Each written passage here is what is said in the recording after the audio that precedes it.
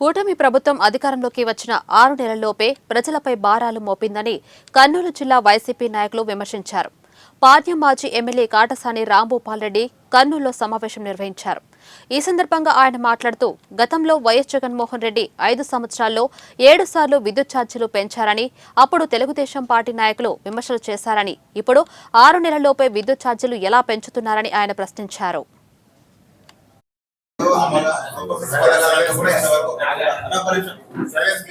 దాంట్లో అయితే ఏమైందంటే కొంతమందికి అక్కడ నుంచి మెసేజ్లు ఎవరికైతే వచ్చినాయో వాళ్ళకి మాత్రం సబ్సిడీ అమౌంట్ పడుతుంది, మిగతా వాళ్ళకి పడతలేదు.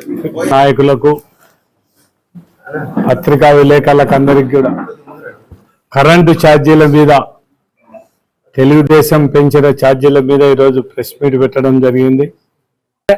6 నెలల్లోనే 15,485 కోట్లు మొత్తం ప్రజల మీద భారం మోపడం జరిగింది.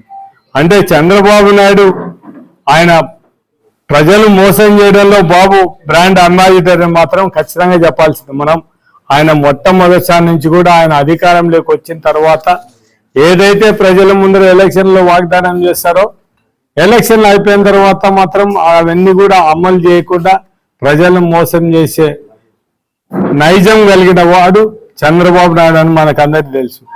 ఎలక్షన్ల ముందర అందరికి కూడా మాటలు చెప్పడం జరిగింది, మేము సూపర్ 6లు పెట్టాం, మీకు అందరికి కూడా జగన్మోహన్ రెడ్డి కంటే ఎక్కువ మేము పథకాలు ఇచ్చేస్తాం, జగన్మోహన్ రెడ్డి ఇచ్చిన దానికంటే డబుల్ ఇస్తామని చెప్పాం.